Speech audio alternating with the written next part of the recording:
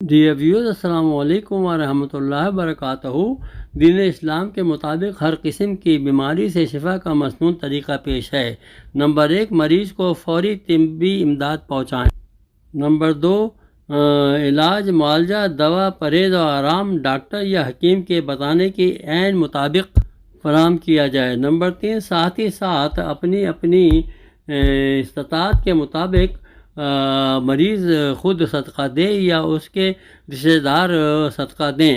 اللہ تعالیٰ کو بھوکے کو کھانا کھلانا، یعنی یتیم، مسکین، غریب کو کھانا کھلا دیں یا اس کی قیمت دے دیں شفا ہونے تک۔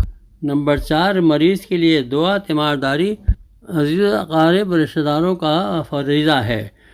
نمبر 5، قرآنی وظیفہ اور دم کرنا مریض اگر خود کر سکتا ہے تو کرے، ورنہ نمازی رشتہ دار کریں۔